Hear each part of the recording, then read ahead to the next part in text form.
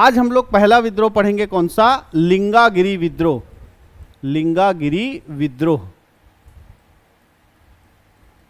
लिंगागिरी विद्रोह 1854 में, है ना, 1854 में। देखो 1854 में जो मराठा राजा है रघुजीत तृतीय, उसकी निसंतान क्या हो गई? मृत्यु हो गई। निसंतान क्या हो गई? मृत्यु हो गई, है ना। ये है बस्तर, जिसमें किसका शासन चल रहा है? काकती वंश का, ठीक है। और ये है छत्तीसगढ़, जिसमें किसका शासन चल रहा है? सॉरी, मराठा, जिसमें किसका शासन चल रहा है? मराठा। मराठा लोग कहाँ से आए हैं? नागपुर। यानी इस मराठा को कौन कंट्रोल कर रहा है? नागपुर के मराठा, ठीक है। और ये नागपुर का मराठा राजा जो है रघुजीत तृतीय, ये 1854 में इसकी निसंतान क्या हो गई? मृत्यु हो गई। तो ये नागपुर का मराठा साम्राज्य पूरा किस में चला गया? ब्रिटिश साम्राज्य में। किस में चला गया? ब्रिटिश साम्राज्य में चला गया 1854 में। 1854 में ब्रिटिश साम्राज्य में। तो यहाँ ये वाला भी चला गया कि नहीं चला गया? ब्रिटिश साम्राज्य में चला जाएगा। नागपुर से छत्तीसगढ़ कंट्रोल हो रहा था, अब नागपुर में किसका कंट्रोल आ गया? ब्रिटिश लोगों का। तो छत्तीसगढ़ में भी किसका कंट्रोल आएगा? ब्रिटिश का। और ये जो बस्तर है ये किसके कंट्रोल में था? छत्तीसगढ़ के मराठाओं के कंट्रोल में था। 59,000 रुपये टकोली भेजवाते थे। हाँ, तो ये जब ब्रिटिश के कंट्रोल में आया तो ये भी ब्रिटिश के कंट्रोल में आएगा कि नहीं आएगा? आएगा। हाँ, घटना समझ में आया ये।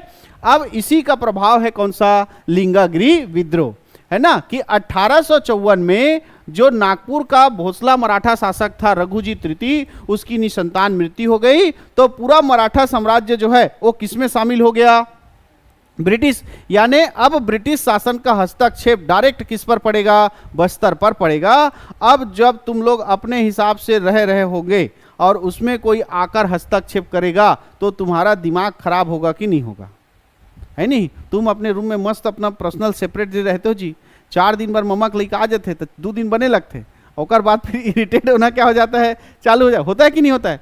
तो वैसे ही बस्तर के लोग अपने संस्कृति में रह रहे थे। अब ये अंग्रेज लोग आ गए, तो उनके साथ फिर दुनिया भर का चेंजेस करने लगे, बदलाव करने लगे, है ना। उनसे ज़्यादा मजदूरी कराने लगे, यानी कि उनका क्या होने लगा? शोषण होने लगा, है ना। उनका क्या होने लगा? शोषण होने लगा। और इसी शोषण के और इसी बदलाव के चलते वहाँ के जनजातियों ने धुर्वाराम माड़िया, किसके नेतृत्व में?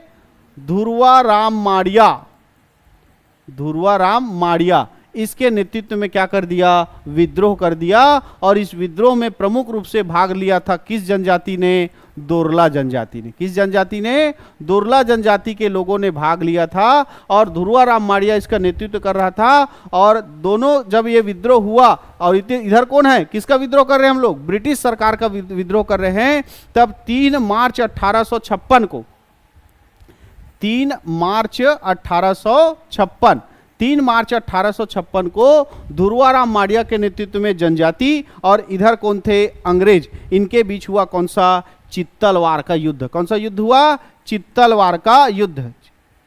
चित्तलवार का युद्ध। और इस चित्तलवार के युद्ध में धुर्वाराम माड़िया जो है वो क्या हो गया? गिरफ्तार हो गया, हार गया। उसके बाद उसको क्या कर लिया गया? बंदी बना लिया गया। और बंदी बनाकर उसके ऊपर मुकदमा चलाया गया। और ब्रिटिश काल में जो ब्रिटिश के विरुद्ध होता था उसको कौन सी सजा होती थी? फांसी की सजा होती थी। तो 5 मार्च 1856 धुर्वाराम माड़िया को क्या दे दिया गया?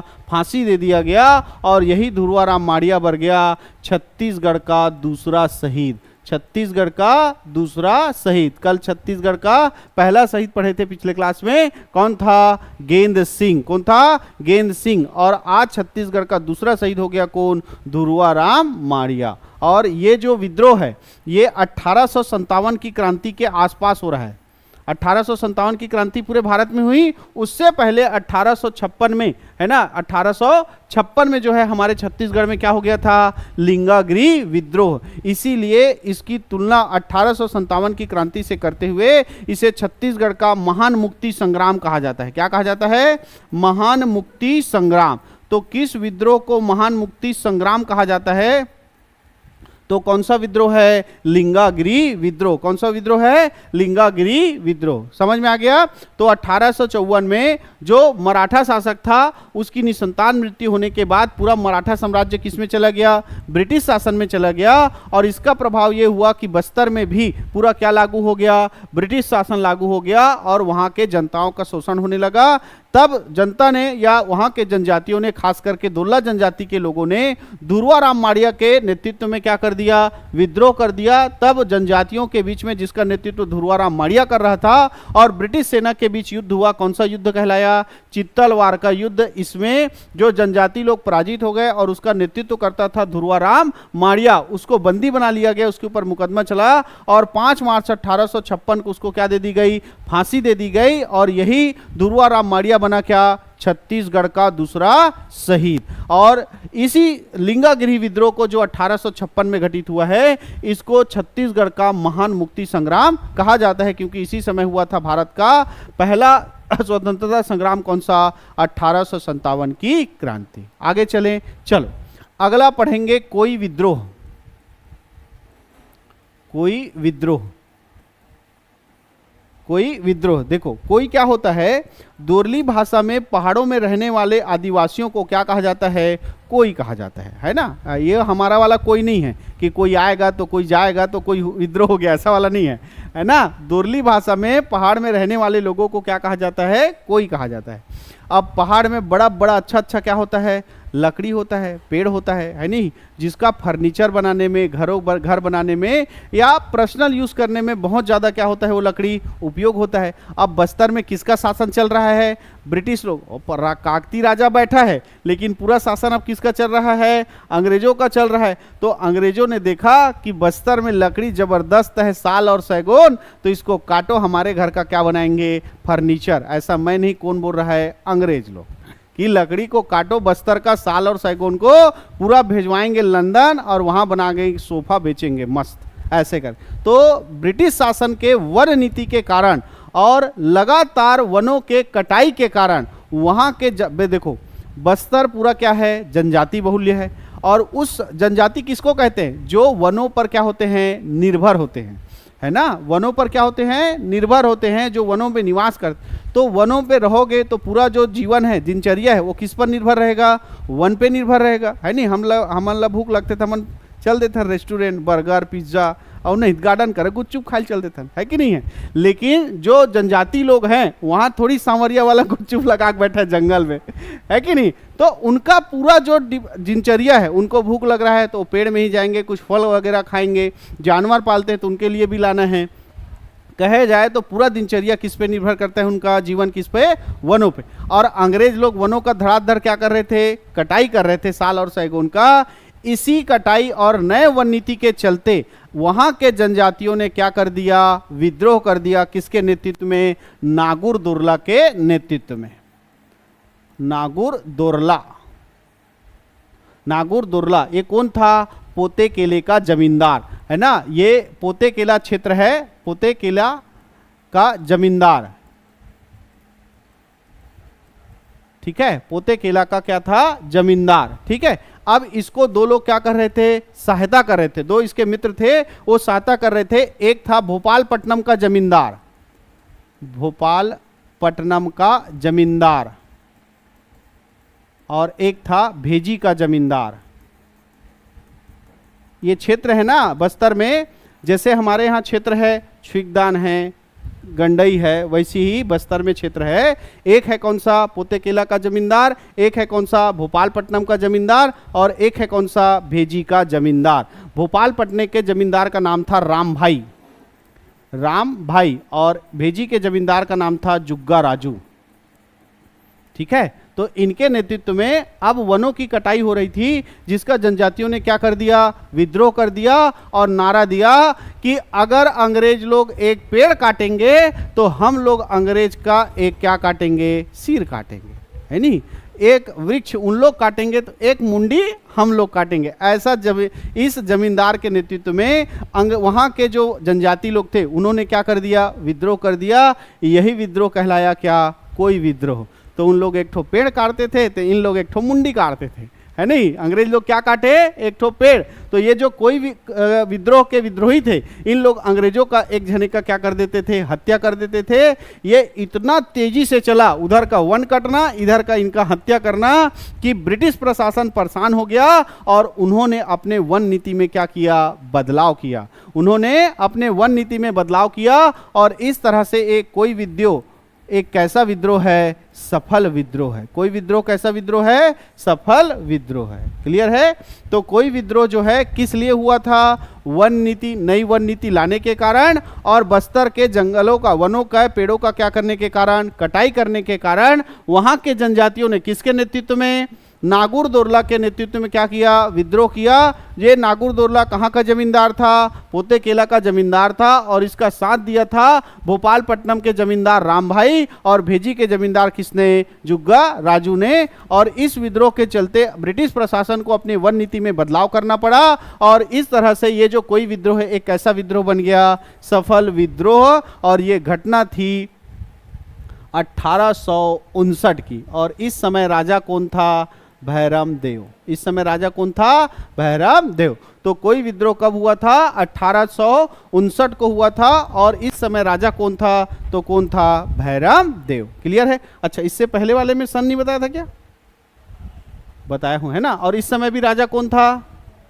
हाँ भैरम देव। इस समय भी राजा कौन था, भैरम देव था।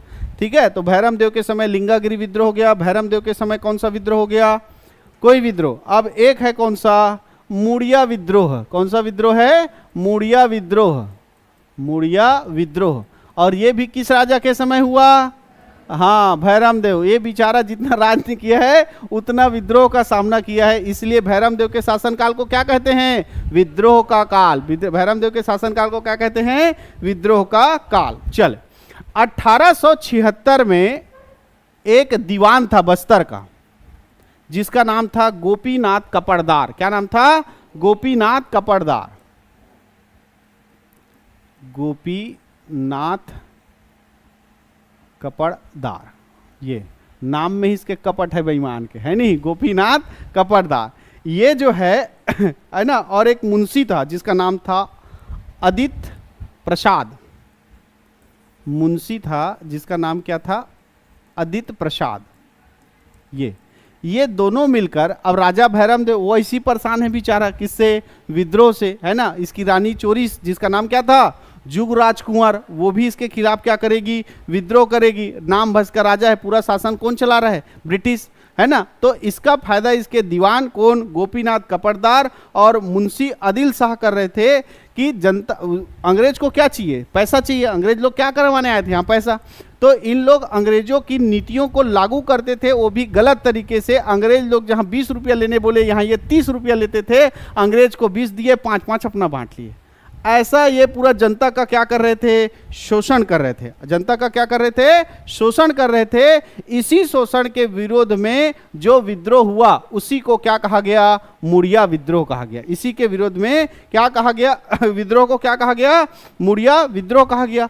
अब विद्रोह करे, लेकिन ये कौन है, राज दरबार के ही दीवान और कौन है, मुंशी। राजा सुने ना, राजा क्यों ना सुने, क्योंकि राजा तो राजा है, वो किसके हिसाब से चल रहा है, पूरा ब्रिटिश प्रशासन के, है ना। तो इन लोगों, जो विद्रोही लोग थे, उनका कुछ सुनाई नहीं हो रहा था। तो एक दिन क्या हुआ, 29 फरवरी 1876 को प्रिंस ऑफ वेल्स भारत आया था। कौन भारत आया था, प्रिंस ऑफ वेल्स, ये भारत आया था। और राजा जो था जिसका नाम क्या था, भैरम देव, ये राजा भैरम देव प्रिंस ऑफ वेल्स से मिलने जा रहा था। घटना थी कब की, 29 फरवरी 1876 की। 29 फरवरी 1876 को भैरम देव मस्त अपने रथ में बैठ के, घोड़ा पूरा साजो सज्जा के साथ किससे मिलने जा रहा था, प्रिंस ऑफ वेल्स से मिलने जा रहा था। ये बस्तर के एक जगह है जिसका नाम क्या है, बुम्पाल, वहां पर पहुंचा था। तो ये मुड़िया विद्रोहियों ने इस राजा भैरम देव को क्या बना लिया, बंदी बना लिया। अब ते यहाँ तभे जाबे जब ये दोनों झल्ला, दीवान गोपीनाथ कपड़दार और मुंशी आदित्य प्रसाद को क्या करोगे, उसके पद से हटा दोगे, तभी हमको छोड़ेंगे। तो राजा कैसे फैसला कर सकता है, वो तो केवल क्या है, नाम मात्र का राजा है। पूरा प्रशासन कौन चला रहा है, ब्रिटिश शासन। तो राजा ऐसा बोला जी कि मैं तो नाम मात्र राजा हूँ, पूरा कौन देख रेख करत है, अंग्रेज मन है। तो तही कर जेन करना है था, तो एक ठन कलम ला और एक ठन पन्ना ला, उसमें लिखा ये पत्र किसको, विशाखापट्टनम के अंग्रेज अधिकारी को। किसको पत्र लिखा, ये राजा विशाखापट्टनम के अंग्रेज, विशाखापट्टनम के अंग्रेज अधिकारी को इस राजा ने क्या लिखा, पत्र लिखा। अब उस पत्र पर स्थिति ये बनी कि पूरा जो स्थिति था यहाँ का कि ये जो दीवान है और मुंशी अदित प्रसाद है, जिसको आपने दीवान और मुंशी बनाए हैं, वो जनता का क्या कर रहा है, शोषण कर रहा है। उस शोषण के विरोध में जनता ने मेरे को ही क्या कर लिया है, किडनैप कर लिया है। ऐसा भैरमदेव ने पूरा किसको विस्तार से जानकारी दिया, विशाखापट्टनम के अंग्रेज अधिकारी को। तब उस अंग्रेज अधिकारी ने दो लोगों को भेजा, एक का नाम था स्टाल और एक का नाम था मैकजॉर्ज।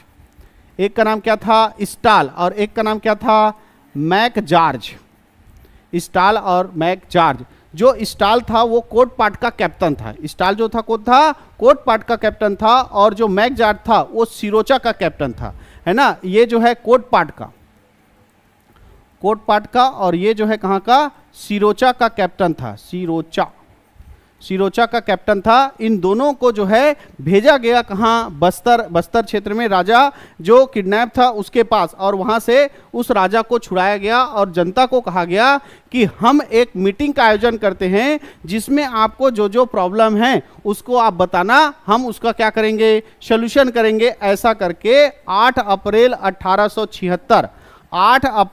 1876 को मीटिंग रखा गया, जिसको मुड़िया दरबार कहा गया। क्या कहा गया, मुड़िया दरबार।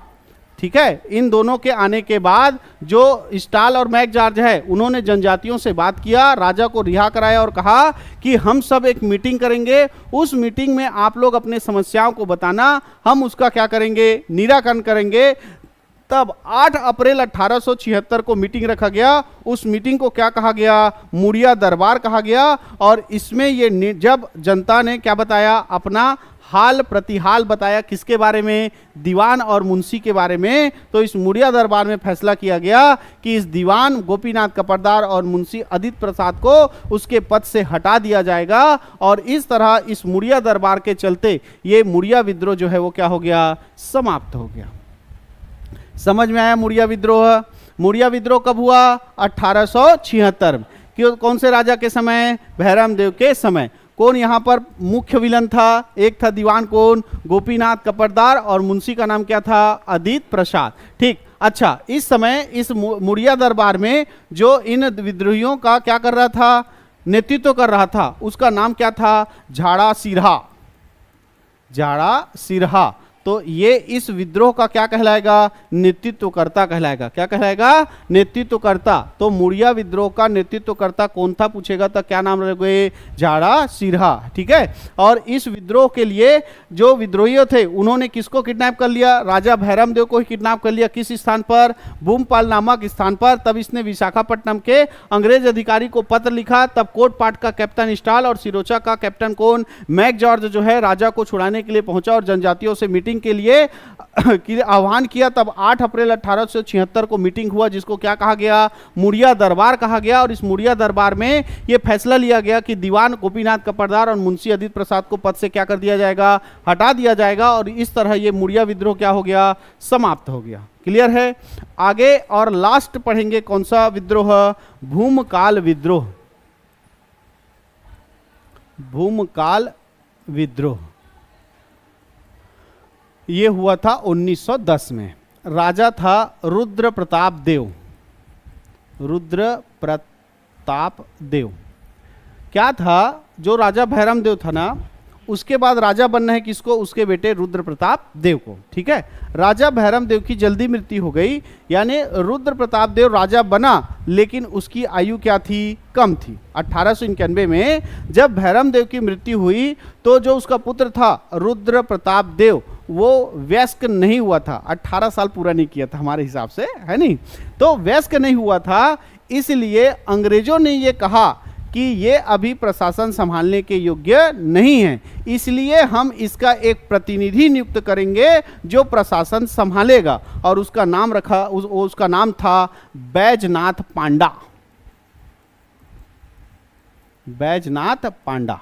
तो राजा कौन है? रुद्र प्रताप देव। लेकिन वो क्या था? छोटा था, वयस्क नहीं हुआ था, इसलिए उसके प्रतिनिधि एडमिनिस्टर के रूप में किसको नियुक्त किया गया? बैजनाथ पांडा को नियुक्त किया गया। और साथ ही जो जनता का सोचने वाला था दीवान, जिसका नाम था लाल कालिंदर सिंह, लाल कालिंदर सिंह, ये जनता का बारे में सोचता था, इसको हटा दिया गया। जो दीवान था लाल कालिंदर सिंह, उसको क्या कर दिया गया? हटा दिया गया। और इसके जगह पर दीवान बनाया गया क्या? किसको? कृष्ण राव को। किसको दीवान बनाया गया? कृष्ण राव को। यानी अंग्रेजों ने अपने आदमी को पूरा किस में ला दिया? प्रशासन में ला दिया। राजा रुद्र प्रताप देव अभी बच्चा है, तो उसके जगह अपने आदमी को बैठा दिया, जिसका नाम क्या था? बैजनाथ पांडा। राजा का क्या होगा? एडमिनिस्टर, यानी पावर ऑफ अटर्नी राजा का किसको मिल गया? बैजनाथ पांडा को। ठीक। और जो दीवान था, राजा के बाद मेन पद कौन सा था? दीवान का। वही पूरा प्रशासन का देखरेख करता था। तो जो दीवान लाल कालिंदर सिंह था, ये अंग्रेजों के विरुद्ध जनता के बारे में सोचता था। तो ये खतरनाक था अंग्रेजों के लिए। तो अंग्रेजों ने क्या किया कि लाल कालिंदर सिंह को दीवान के पद से हटा दिया और अपने आदमी कृष्ण राव को क्या बना दिया? दीवान बना दिया। क्लियर है?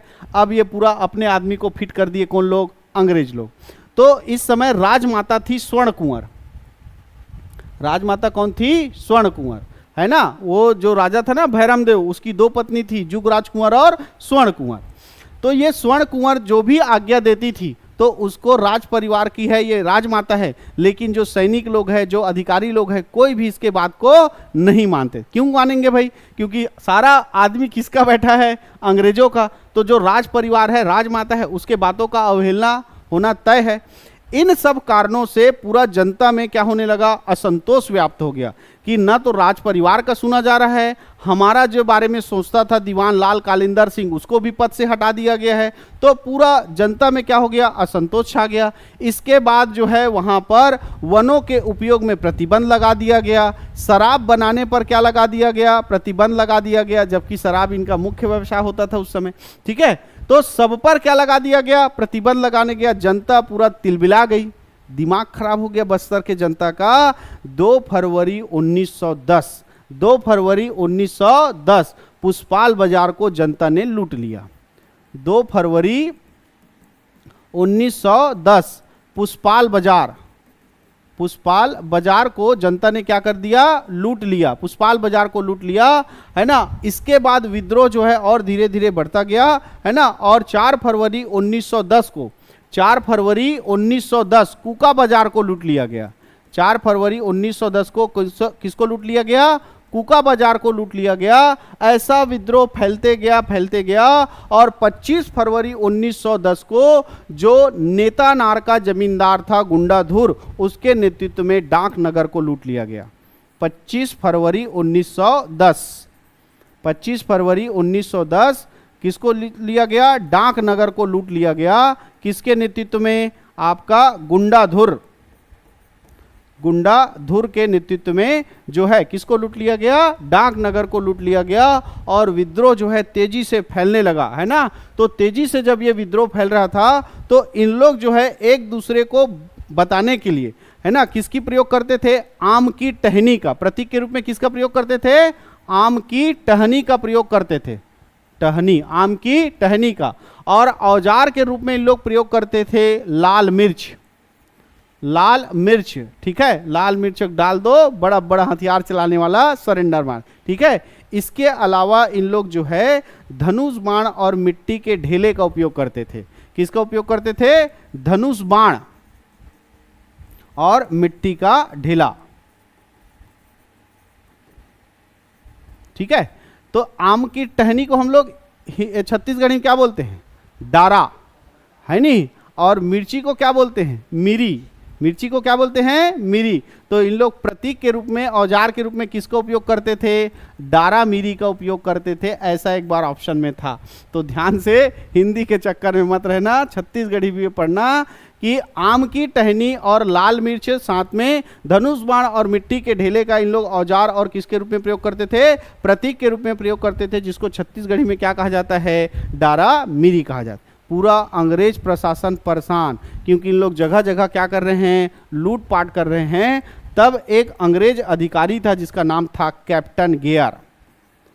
कैप्टन गेयर, इसको भेजा गया कि तुम भैया जाके इन विद्रोहियों के विद्रोह को ब्रेक लगाओ, ऐसे करके। किसको भेजा गया? गेयर को, ठीक है। तब ये जो है आया और आकर इसने गुंडाधुर को पकड़ने का लाख कोशिश किया, लेकिन गुंडाधुर ना मिले। तब हम उसी बीच में एक विभीषण था जिसका नाम था सोनू मांझी। सोनू मांझी गुंडाधुर का दोस्त था। भाई और दोस्त ही तो धोखा देते हैं रे, है कि नहीं है? रावण को उसका भाई ले डूबा, है नहीं? चलो, तो ये सोनू मांझी जो गुंडाधुर का मित्र था, इसने अंग्रेजों को मुखबरी कर दी कि गुंडाधुर जो है यहाँ पर छुपा है करके। तब अंग्रेजों ने जाकर किसको गिरफ्तार कर लिया? गुंडाधुर को गिरफ्तार कर लिया, है ना। लेकिन गुंडाधुर जो है 29 मार्च 1825 को फरार हो गया। 29 मार्च 1825 को क्या हो गया? फरार हो गया। उसके बाद गुंडाधुर कहाँ गया? ना तो अंग्रेज ढूंढ पाए और ना ही उसके बारे में कोई जानकारी मिल पाई। लेकिन इसका मुख्य नेतृत्वकर्ता गुंडाधुर ये क्या हो गया? विलुप्त हो गया, कहीं चला गया। फरार होने के बाद इसका कोई अता पता नहीं रहा। तो मुख्य नेतृत्वकर्ता के चले जाने से ये विद्रोह धीरे धीरे क्या हो गया? शांत हो गया। और साथ ही ये रुद्र प्रताप देव जो है ये राजा बन गया। रुद्र प्रताप देव है, बड़ा हो गया, राजा बन गया। और भूमकाल विद्रोह क्या हो गया? समाप्त हो गया। तो भूमकाल, सॉरी यहाँ पे 1825 लिखा हूँ क्या? 1910 है ना, 1910। तो 29 मार्च 1910 को जो फरार हो गया था वो कहीं भी नहीं मिला। तो छत्तीसगढ़ के बस्तर क्षेत्र में ये हुआ भूमकाल विद्रोह, जिसका नेतृत्व कौन कर रहा था? गुंडाधुर कर रहा था। तो इसी प्रकार का विद्रोह 1857 की क्रांति के समय भारत में किसने किया था? तात्या टोपे ने किया था। किसने किया था? तात्या टोपे ने किया था। इसीलिए गुंडाधुर के इस विद्रोह की तुलना किससे की जाती है? तात्या टोपे के अभियान से की जाती है। तो ये कह सकते हैं कि छत्तीसगढ़ का तात्या टोपे कौन है? गुंडाधुर। कौन है? गुंडाधुर। क्लियर है? तो ये है बस्तर के काकती वंश के समय हुए जनजाति विद्रोह। और यहाँ से आपका समाप्त हो गया छत्तीसगढ़ इतिहास का मध्यकालीन इतिहास। तो प्राचीन इतिहास और मध्यकालीन इतिहास हम दोनों खत्म कर चुके हैं। अब नेक्स्ट क्लास से हम पढ़ेंगे कौन सा इतिहास? आधुनिक इतिहास और स्वतंत्रता संग्राम आंदोलन, है ना। आधुनिक इतिहास में मराठा काल और ब्रिटिश सत्ता कैसे आई वो पढ़ेंगे। और ब्रिटिश सत्ता आने के बाद हमको आज़ादी कैसे मिली उसके लिए छत्तीसगढ़ के नेताओं ने क्या क्या प्रयास किए हैं, है ना। हमारे छुईकदान के कौन से नेता ने छत्तीसगढ़ आंदोलन में छत्तीसगढ़ के इस स्वतंत्रता संग्राम आंदोलन में भाग लिया है, ये सब जानेंगे धीरे धीरे। तो आज के लिए इतना ही, बाकी देखेंगे नेक्स्ट क्लास में।